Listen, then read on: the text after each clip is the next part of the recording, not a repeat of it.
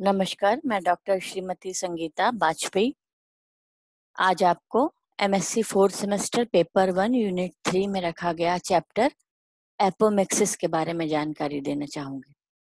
Apomixis, जब हम normal sexual cycle की बात करते हैं जिसे हम एम्फीमिक्सिस कहते हैं, तो सेक्सुअल साइकिल में हमको मालूम है दो प्रोसेस शामिल होती है। पहली होती है मेयोसिस की और दूसरी होती है फर्टिलाइजेशन की। जब हम कहते हैं मेयोसिस, तो हमेशा जो भी सोमेटिक सेल्स पाई जाती हैं उनमें मेयोसिस डिवीजन होता है और 4 हैप्लॉइड गैमेट्स का फॉर्मेशन होता है। तो हमेशा स्पोरोफाइट से गैमेटोफाइट का गैमेटोफिटिक सेल्स का फॉर्मेशन मेयोसिस डिवीजन कहलाता है। दूसरी प्रोसेस होती है फर्टिलाइजेशन की। उसमें हमेशा दो हैप्लॉइड गैमेट, जो मियोसिस के दौरान बने हुए दो हैप्लॉइड गैमेट्स आपस जो अपोजिट सेक्स के होते हैं उनका फ्यूजन होता है और फिर से डिप्लॉइड स्पोरोफिटिक जनरेशन का फॉर्मेशन होता है। उसे हम कहते हैं एम्फीमिक्सिस या सेक्सुअल साइकिल। तो सेक्सुअल साइकिल में हमेशा स्पोरोफिटिक सेल से गैमेटोफिटिक सेल्स बनती हैं जिन्हें हम मेयोसिस कहते हैं, और उन गैमेटोफिटिक अपोजिट सेक्स की सेल में फिर से फ्यूजन होता है और वे फिर से स्पोरोफिटिक सेल्स का फॉर्मेशन करती हैं, डिप्लॉइड सेल का फॉर्मेशन करती हैं, और उस प्रोसेस को हम कहते हैं फर्टिलाइजेशन। और यह प्रक्रिया कहलाती है sexual cycle. Thus, in the sexual cycle, diploid generation alter with the haploid generation. जैसा हमने कहा कि पहले स्पोरोफाइट से गैमेटोफाइट और फिर फ्यूजन के बाद गैमेटोफाइट से फिर से स्पोरोफिटिक जनरेशन का या डिप्लॉइड जनरेशन का फॉर्मेशन होता है। तो डिप्लॉइड के बाद हैप्लॉइड और हैप्लॉइड के बाद डिप्लॉइड जनरेशन जो होती है वो एक दूसरे को ऑल्टर करती है। In angiospermic plant the gametophytic generation is very short. जब हम एंजियोस्पर्मिक प्लांट की बात करते हैं तो एंजियोस्पर्मिक प्लांट स्पोरोफिटिक होते हैं। उनकी पूरी प्लांट बॉडी स्पोरोफिटिक होती है, मतलब हर सेल डिप्लॉइड होती है। सिर्फ हैप्लॉइड कंडीशन हमको पॉलन ग्रेन बनने में और एम्ब्रियो सेक फॉर्मेशन में हमको गैमेटोफिटिक जनरेशन दिखाई देती है। जबकि पॉलन मदर सेल से पॉलन ग्रेन बनते हैं और मेगास्पोर मदर सेल से मेगास्पोर और एम्ब्रियोसेक बनने तक की स्टेज गैमेटोफिटिक है। मतलब बहुत ही छोटी अवस्था हमको गैमेटोफिटिक जनरेशन के रूप में दिखाई देती है। बाकी पूरा का पूरा जो लाइफ है प्लांट की, वो स्पोरोफिटिक जनरेशन को रिप्रेजेंट करती है। यहाँ पर अब हम बात करना चाहते हैं एपोमिक्सिस क्या है। अभी हमने कहा सेक्सुअल साइकिल क्या है। अब यहाँ हम देखते हैं the plant where the usual sexual reproduction has been completely replaced by the type of asexual reproduction is called apomictic and phenomena is called apomixis. It is away from the mixing. जैसे कि sexual cycle में दो gametes की mixing होती है, mail और female gamete की। यहाँ पर यह कहा जा रहा है कि सेक्सुअल रिप्रोडक्शन टोटली एब्सेंट है और सेक्सुअल रिप्रोडक्शन की जगह पर जो एसेक्सुअल रिप्रोडक्शन की प्रोसेस हमको एंजियोस्पर्मिक प्लांट में दिखाई देती है उसे हम कहते हैं एपोमिक्टिक, और वह घटना कहलाती है एपोमिक्सिस।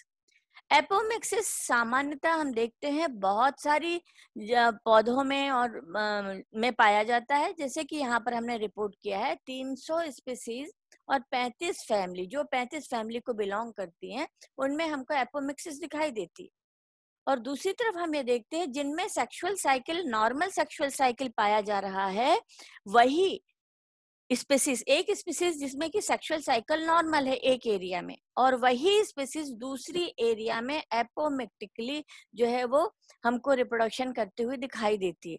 मतलब एक जाति, एक पौधा जो है एक जगह पर अगर सेक्सुअली रिप्रोड्यूस हो रहा है तो दूसरी जगह पर वह एसेक्सुअली रिप्रोड्यूस होता है, जिसे हम कहते हैं एपोमिक्सिस या और फिर या एपोमिक्टिक वह प्रक्रिया कहलाती है। यहाँ पर एपोमिक्सिस जो है हमको दो तरह से दिखाई दे सकती है, वेजिटेटिव रिप्रोडक्शन और एगेमोस्पर्मी के द्वारा।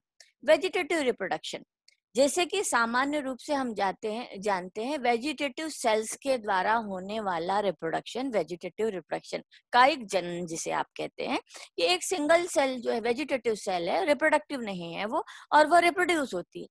तो plant propagated by part of their body, this structural unit is called propagules. हम हम जानते हैं बहुत सारे प्लांट्स में ऐसे स्ट्रक्चर्स पाए जाते हैं जिनके द्वारा वह पौधा रिप्रोड्यूस होता है, उन्हें हम प्रोपेग्यूल्स कहते हैं। जैसे हम केले को हम बीज से नहीं लगाते हैं, केले को हम उसके कंद से उसके राइजोम से लगाते हैं, गन्ने को हम उसके नोडल पार्ट से लगाते हैं। तो ये सब स्ट्रक्चर्स जो हैं वो कहलाते हैं प्रोपेग्यूल्स। तो ट्यूबर हुआ, कॉर्म हुआ, राइजोम हुआ। जैसे अदरक को लगाना है तो हम उसके राइजोम, उसके जो बर्ड्स होती हैं राइजोम में, उनको हम लगाते हैं और उससे पौधा तैयार करते हैं। तो इस तरह से वेजिटेटिव रिप्रोडक्शन में हम देख रहे हैं कि सेक्सुअल प्रोसेस टोटली रिप्लेस की गई है वेजिटेटिव रिप्रोडक्शन की सहायता से। दिस हम यहाँ पर देखते हैं कि ये जो प्रोपेग्यूल्स जिसे हम कह रहे हैं, ये कई तरह के हो सकते हैं। बल्बिल्स हो सकते हैं, जो एक्सिलरी बर्ड्स में पाए जाने वाले पैरेन्काइमेटस सेल्स को हम बल्बिल्स कहते हैं। प्याज और लहसुन में हमको बल्ब दिखाई देता है, दूब घास में हमको रनर, शेवंती में हमको सकर, आलू में हमको ट्यूबर और अदरक में हमको राइजोम। ऐसे बहुत सारे प्रोपेग्यूल्स पाए जाते हैं। प्रोपेग्यूल्स नॉर्मल फॉर्म में प्लांट्स में होते हैं, हम उन्हें खुद पैदा नहीं कर पाते हैं। दूसरी मेथड हम ये देखते हैं agamospermy. Some plant have seed but the embryo formed by some process in which normal meiosis and syngamy have been eliminated। यहाँ हम देखते हैं कुछ प्लांट्स में बीज होते हैं, पर उनमें एम्ब्रियो का जो फॉर्मेशन होता है उसमें नॉर्मल मियोसिस और सिंगेमी, या जिसे हम कहते हैं मियोसिस और फर्टिलाइजेशन, जो सेक्सुअल प्रोसेस होती है, बिना सेक्सुअल प्रोसेस के एम्ब्रियो का फॉर्मेशन जब हमको दिखाई देता है तो उसे हम कहते हैं एगोमोस्पर्मी। एगोमोस्पर्मी जो है वह कई तरह से रिकॉग्नाइज की जा सकती है। एडवेंटिव एम्ब्रियोनी, डिप्लोस्पोरी, एपोस्पोरी, और यहाँ पर आगे हम पार्थेनोजेनेसिस को एपोगेमी में इंक्लूड करते हैं। Adventive embryony, the gametophytic generation is completely eliminated. यहाँ पर हम देखते हैं कि मियोसिस नहीं होगी कभी भी सेल में, और बिना मियोसिस के हमको जो एम्ब्रियो बनता हुआ दिखाई देगा, it has retain the seed habit. यहाँ पर बीज बनता है, and one or more diploid mature sporophytic cells undergo the stage of embryony and grow into a mature embryo inside the normal developed sexual embryo sac। यहाँ हम देखते हैं कि जो स्पोरोफिटिक सेल्स होती हैं नॉर्मल, हम यहाँ पर जैसे डायग्राम से आपको एक्सप्लेन करते हैं कि ये जो जाइगोट है, जाइगोट क्या है? एग और एग जो है वो फीमेल गैमेट है, और पॉलन ग्रेन से, यहाँ पर पॉलन ग्रेन की एंट्री से आता है मेल गैमेट। दोनों के फ्यूजन से जो डिप्लॉयड स्ट्रक्चर बनता है उसे हम कहते हैं जाइगोट। तो ये एम्ब्रियो सेक है और ये है जाइगोट। पर यहाँ पर हम देख रहे हैं कि यहाँ पर कुछ न्यूक्लियस की सेल्स हैं या इंटेग्यूमेंट की सेल्स हैं जो जाइगोट की तरह ही मल्टीप्लाई होने लगती है, और ये जो जाइगोट है वो आगे चलकर नॉर्मल एम्ब्रियो बनाता है। तो ये जो न्यूक्लियस की सेल है वह एडवेंटिव एम्ब्रियो का फॉर्मेशन करती है। तो वही बात यहाँ पर कही गई है कि यहाँ पर सीड हैबिट का डेवलपमेंट पाया जाता है, और यहाँ पर कुछ डिप्लॉयड मैच्योर स्पोरोफिटिक सेल्स जो है वह एम्ब्रियो बनाने में भाग लेती हैं। जैसे कि यहाँ पर हम देख रहे हैं कि ये जो जाइगोट तो है ये नॉर्मल है, पर न्यूक्लियस की सेल्स जो डिप्लॉयड है, जो स्पोरोफिटिक है, ये सेल आगे बढ़कर जो एम्ब्रियो फॉर्म करती हैं, इसे हम कहते हैं एडवेंटिव एम्ब्रियो। अब ये एम्ब्रियो यदि सीड में पाए जा रहे हैं तो ये जो एम्ब्रियो है ये बिना फर्टिलाइजेशन के हैं, इसलिए इसे हम एपोमिक्सिस के अंतर्गत रखते हैं। दूसरी प्रोसेस हम देखते हैं diplospory. Embryo sac is formed from the megaspore mother cell. meiotic division fails, megaspore mother cell directly developed into a embryo sac। यहाँ पर नॉर्मल कंडीशन में हम देखते हैं यहाँ पर एम्ब्रियो सेक के फॉर्मेशन में, जब एम्ब्रियो सेक क्या है? एम्ब्रियो सेक एक हैप्लॉइड स्ट्रक्चर है जो कि फीमेल गैमेटोफाइट को रिप्रेजेंट करता है। वह बनता है मेगास्पोर मदर सेल से। मेगास्पोर मदर सेल में मियोसिस डिवीजन होता है और 4 मेगास्पोर बनते हैं। पर यहाँ हम देख रहे हैं मेगास्पोर मदर सेल में मियोसिस डिवीजन नहीं हो रहा है। मेगास्पोर मदर सेल एक डिप्लॉयड स्ट्रक्चर है और यह आगे चलकर 8 न्यूक्लिएटेड एम्ब्रियो सेक का फॉर्मेशन करता है। तो यहाँ पर megaspore mother cell direct embryo sac का फॉर्मेशन कर रहा है।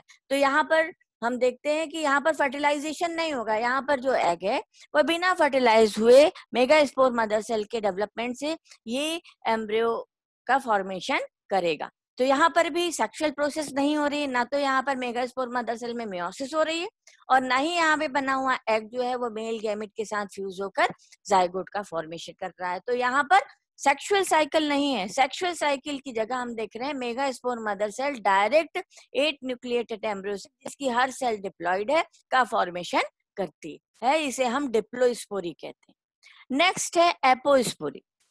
It is the method, it is the most common mechanism of apomixis in higher plants. ये बहुत सामान्य है। Here the megaspore mother cell undergoes the usual meiotic division and form a tetrad. यहाँ पर मेगास्पोर, जैसे इसके पहले हमने देखा मेगास्पोर मदर सेल में मियोसिस डिवीजन हो ही नहीं रहा है और वो डायरेक्ट एम्ब्रियो सैक का फॉर्मेशन करता है। यहाँ पर हम देखते हैं कि मेगास्पोर मदर सेल के फॉर्मेशन से 4 मेगास्पोर का फॉर्मेशन हो रहा है। पर जब 4 मेगास्पोर का फॉर्मेशन हो रहा है उसी समय न्यूसेलस की एक सेल जो है वो एक्टिव हो जाती है और ये एक्टिव होकर एम्ब्रियो सैक का फॉर्मेशन करती है। ये न्यूसेलस की सेल डिप्लॉइड है और यह एम्ब्रियो सैक एपोस्पोरिक एम्ब्रियो सैक का फॉर्मेशन कर रही है। अब जब ये एपोस्पोरिक एम्ब्रियो सैक का फॉर्मेशन हो जाता है तो यहाँ पर इस मेगास्पोर का कोई एम्ब्रियो सैक का फॉर्मेशन से ये जो एम्ब्रियो मेगास्पोर है इसकी कोई यूटिलिटी नहीं रह जाती, यह धीरे धीरे डिजनरेट हो जाता है। तो यहाँ हम देख रहे हैं कि मेगास्पोर मदर सेल से अगर ये मेगास्पोर बनते तो ये 3 डिजनरेट होते, एक फंक्शनल होता, ये मेल गैमेट के साथ फ्यूज होकर जाइगोट बनाता, पर यहाँ पर सेक्सुअल प्रोसेस नहीं हो रही है और डायरेक्ट एक्टिव न्यूसेल सेल जो है वो एम्ब्रियो सैक का फॉर्मेशन करती है। इसे हम कहते हैं एपोस्पोरिक एम्ब्रियो सैक। यहाँ पर आगे हम देखते हैं apogamy. Apogamy it is the development of embryo any cell of the embryo sac apart from the egg.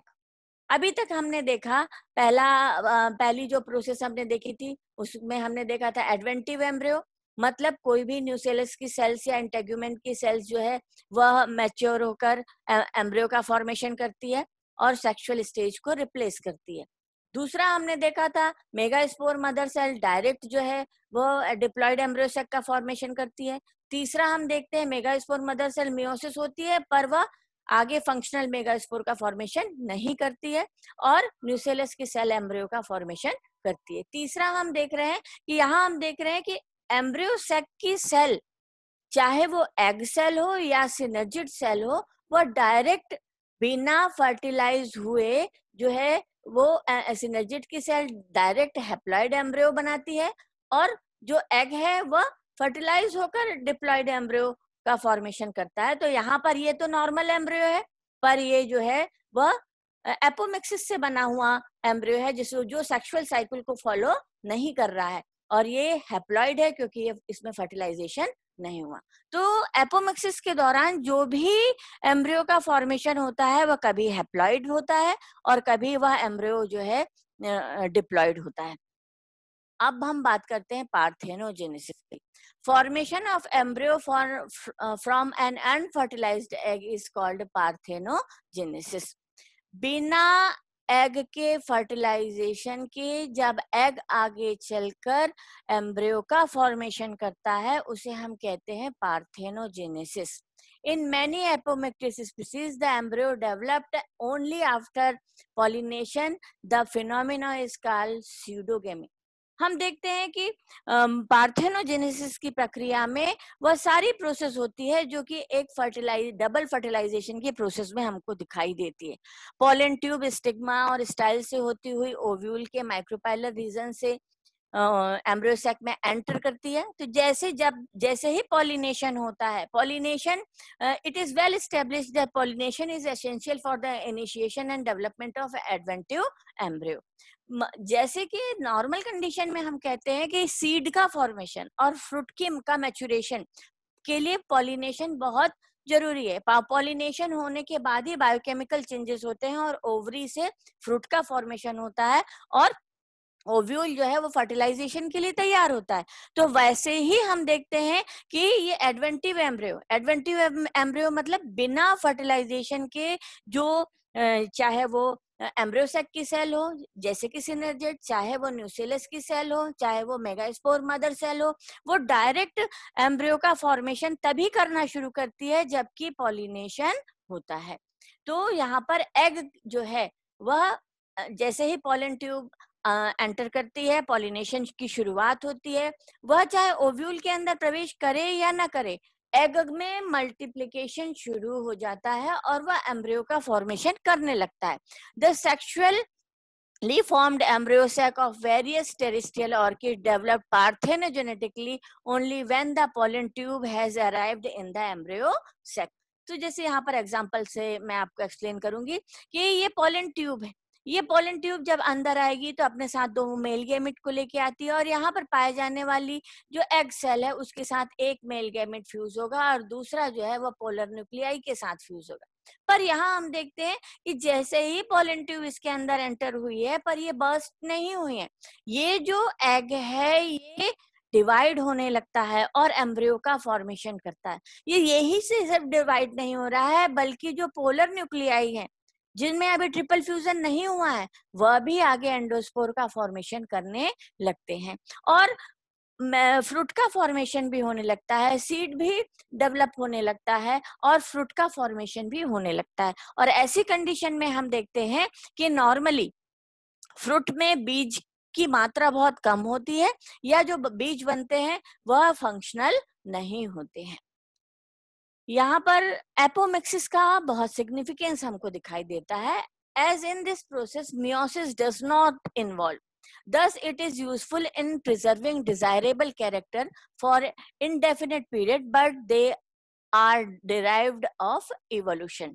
हम यहाँ देख रहे हैं ना तो यहाँ पर meiosis हो रही है और ना ही फ्यूजन हो रहा है, ना ही फर्टिलाइजेशन हो रहा है, क्योंकि meiosis के दौरान ही कैरेक्टर्स का जो है वो सेपरेशन होता है, नए कैरेक्टर्स बनते हैं क्योंकि क्रॉसिंग ओवर मेल और फीमेल जो है यूनिट आपस में मिलते क्रोमोसोम्स में क्रॉसिंग ओवर की प्रोसेस होती है, नए कैरेक्टर्स का वेरिएशंस जिसे हम कहते हैं वो डेवलप होते हैं और इवोल्यूशन के साथ वेरिएशंस बहुत जरूरी है।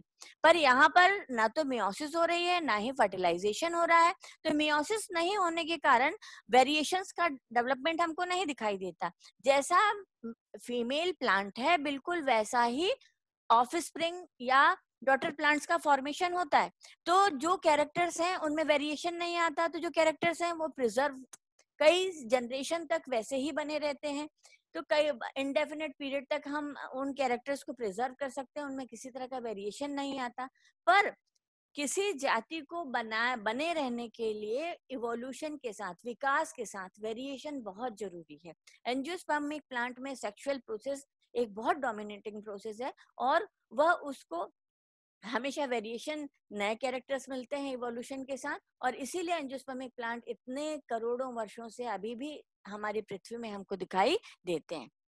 यद्यपि apomixis is not very common in the major crop plants, पर फिर भी हम देखते हैं एपोमिक्सिस के कुछ हमको बेनिफिट्स भी दिखाई देते हैं। पहला तो हम देख रहे हैं कि इंडेफिनिट पीरियड तक जो कैरेक्टर हैं, जो मैटरनल कैरेक्टर्स हैं वो वैसे ही बने रहते हैं।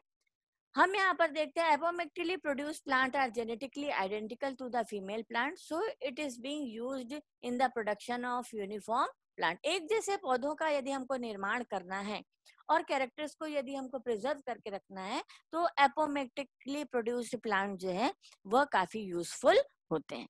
तो यहाँ पर अब मैं सम अप करना चाहूंगी कि एपोमिक्सिस जो है सेक्सुअल प्रोसेस के अलावा, जब